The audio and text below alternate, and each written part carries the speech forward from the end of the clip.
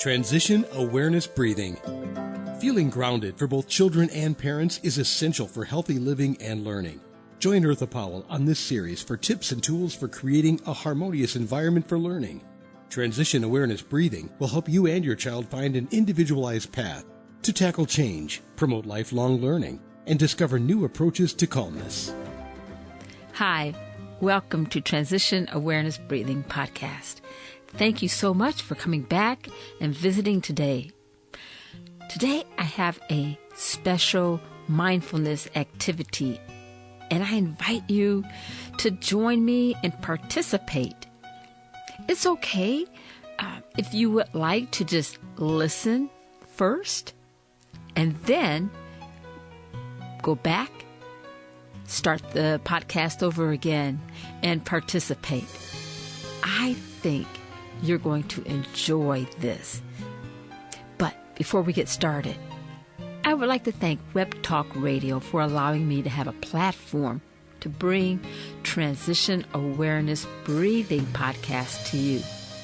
And I would like to thank my producers, Mary Lou and Sam, for making Transition Awareness Breathing Podcast available to you wherever you go. Okay, now let's get started with this activity. This is truly an activity. It's one of these things that I would love to do with you in a group or, face-to-face on Zoom.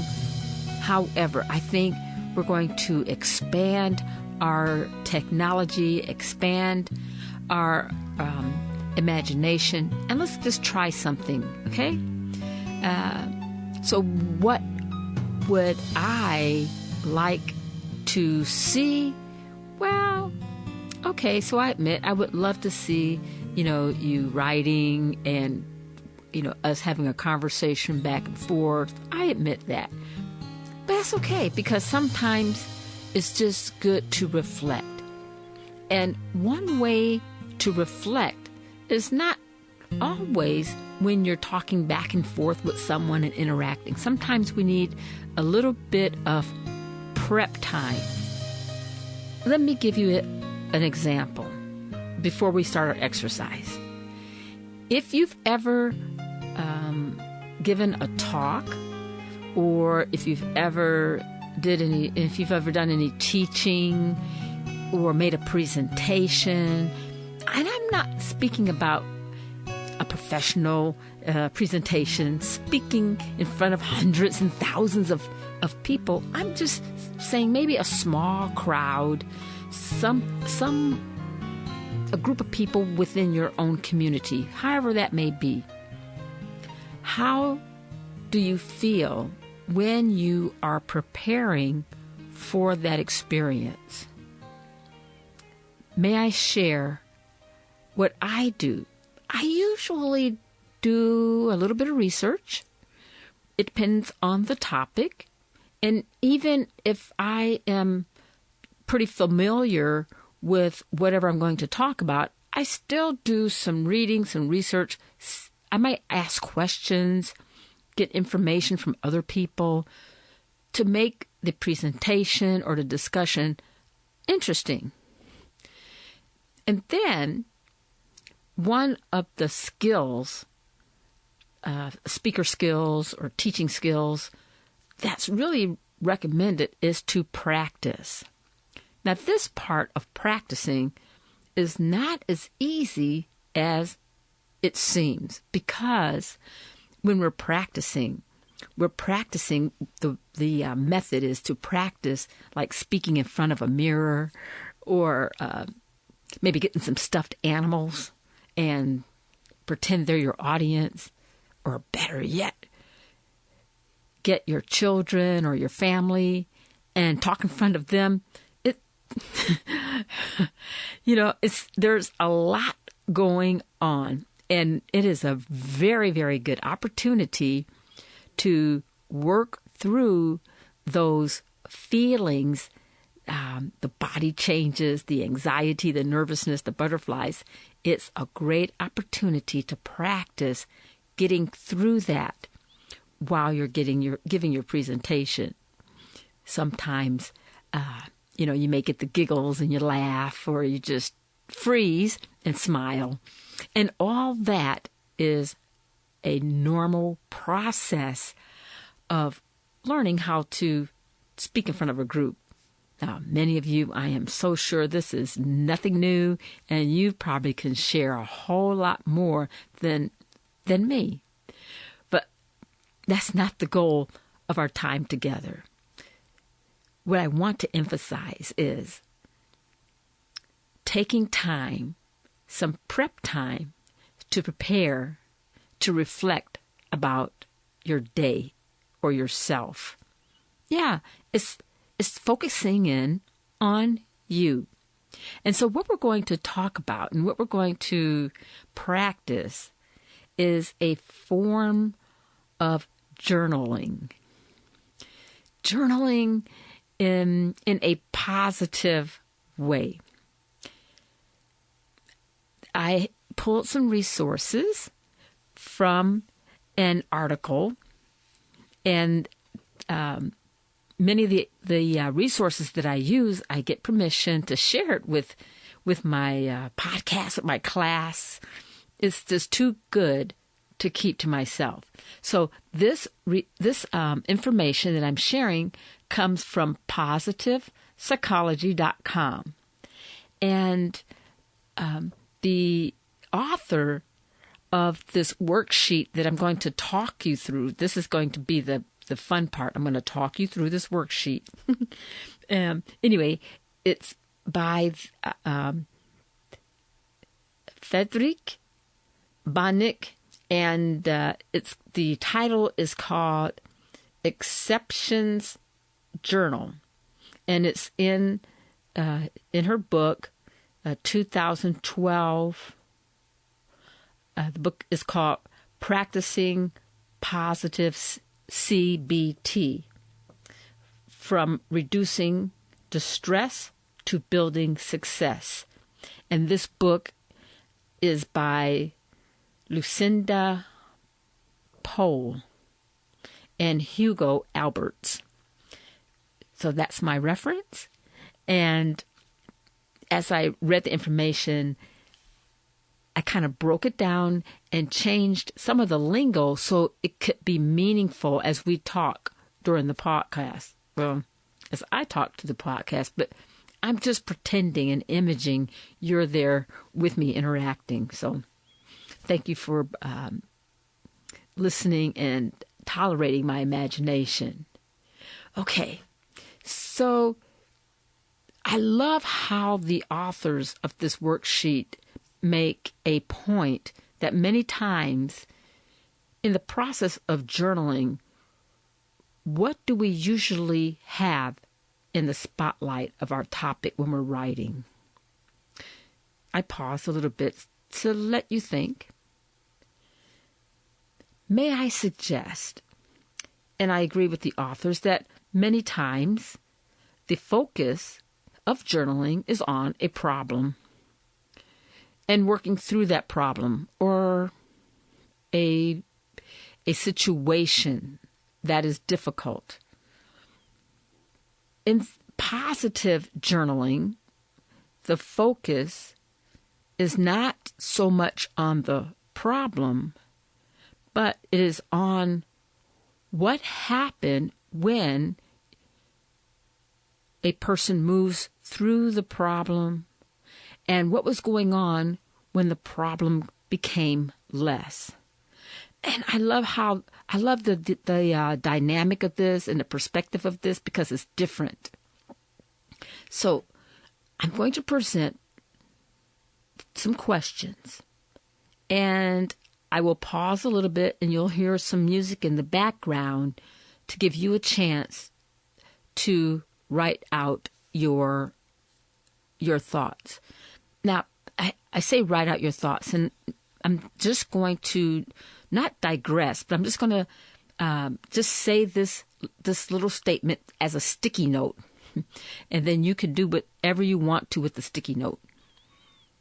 Many of us use our electronic devices so much that is our go-to tool that we make notes on different apps or software. Many people prefer to journal in a hard copy paper type of format. I just encourage you to use whatever is comfortable for you. Whatever works. If you use your device, if you have some kind of app that you can write down the answers to the questions, well, the good news is that as you're working through your day and you are processing through the positive parts of your day, you have an easy access to what you wrote, and you can quickly update. The paper journaling is great as well because you're starting to document, and you can kind of flip through your pages. And oftentimes, many people like to flip through that. They love the feeling, and I think that's a sensory part of processing. They like flipping through the pages and see where they started and how far they have come, because you can, really visually see the progress as you're turning the pages. Whatever works for you, please, it's okay. Okay, so beginning with the first thought and not concentrating on the specific problem, I would like if you would jot down some thoughts on what did you do differently today. And there's a little pause, and I'm going to give you a chance to write that down. Now, if your answer was, well, I didn't do anything different today, then I would suggest for the remainder of your day, do something different, no matter how small it may be. Maybe if you are going to the store, you're going out to eat, go a different route. If you are putting on your jacket or a piece of clothing, change where you're putting your clothes on at, or do something different. Maybe look at an outfit that you haven't worn for a while. But whatever it is, try something different. The next question is, what did you notice when you did something different? Did anything improve? How did it feel when you did something different? No matter how small that feeling or the sensation may be,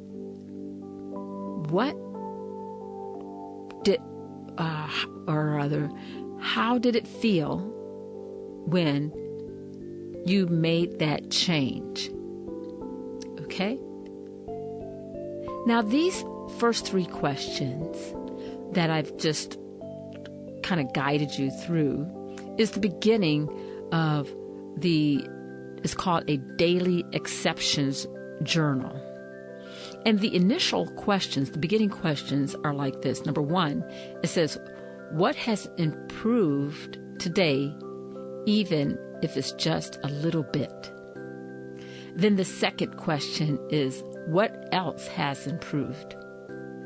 The third question is, what did you do differently to improve things?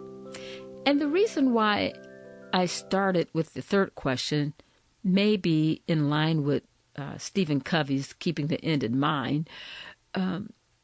Sometimes we're so wrapped up into our daily routines, we don't pay attention if we're doing anything different or if anything's improved. So I started there to help guide us and to reflect if we're doing anything different.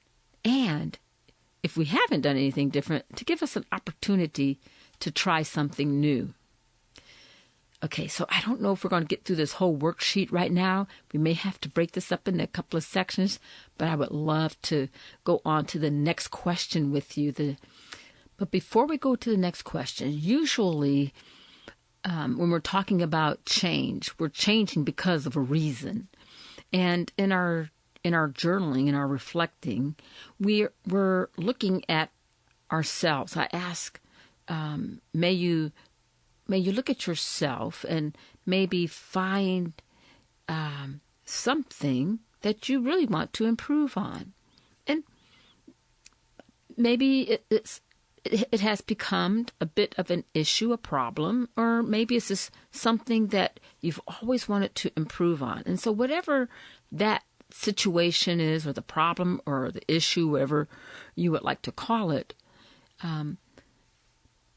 pretend you have a spotlight, and that issue or that problem or that situation seems to always be in the spotlight. And it just seems like that spotlight is just huge. It takes up the whole stage. And inside, ask yourself, are you satisfied with that problem or that situation or that issue? Are you satisfied with it taking up so much of your time, of your day, of your emotion? And respond to that in your journal, whatever you're writing in, reflecting in. Now,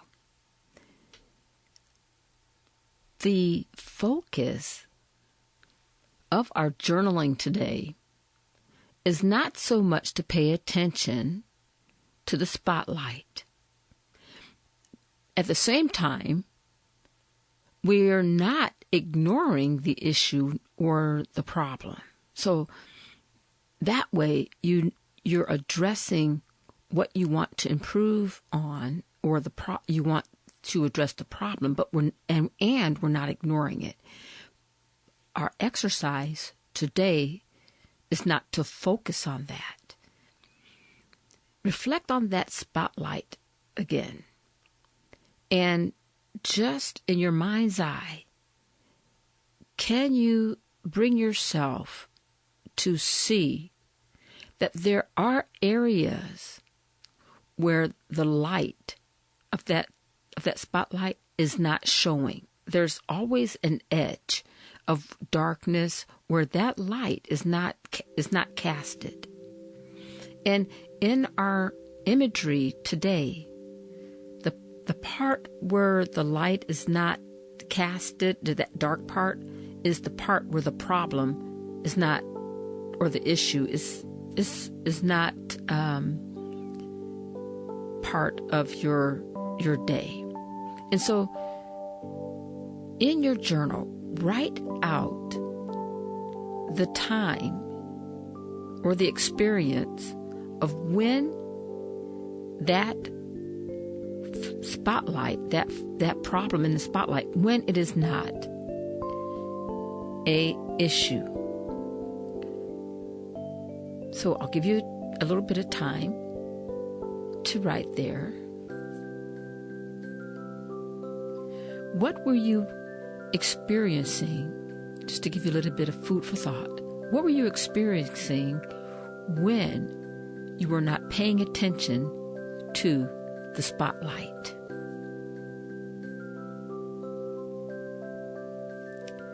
And when you were not focused on the spotlight, how did you feel? What actions were you doing? And as you're reflecting, was there a resolution, a resolving of the problem just a little bit, so that you reflect now and you see that that issue, that problem was not on your mind. Actually, it was in the back seat. It was not a priority. And take that part when your focus was not on the spotlight, and you put that problem or that issue in the back seat. That is your strength. How would you describe your strength to take your focus off of that stage of the spotlight? What were you doing? Okay. This is dynamic. I mean, this is big. And so I think I'm going to stop here, and I'm going to say this is the end of our exercise for today. And we've gotten through 7 of the questions, and that's a lot. So we just have a few more. But I would like, if you would like to restart the podcast and then write out your responses. And when we come back next time, I will review what we have covered, and then we will continue on with positive journaling. Thank you so much for participating in this activity today. I know it's a little bit different. I hope that it is reflective for you and that you are gaining insight on your strength that you maybe were not aware of, but that you do pull from as you work through change or resolving issues and problems. I look forward to talking to you again next time. Have a great day. Be sure and pick up a copy of Eartha's new book, Tab Mindfulness, Awareness and Coloring Activities in a Pandemic World. It's not just an ordinary coloring book. It features 23 illustrations to stimulate thought, relaxation, and creativity for anyone between the ages of 4 and 94. Increase your positive self-talk energy. Unlock new creative paths. Transform your time once or twice a week to create beautiful art while strengthening confidence, building positive self-talk, and sensitize self-awareness. Tab Mindfulness, Awareness and Coloring Activities in a Pandemic World. It's available now at Amazon.com.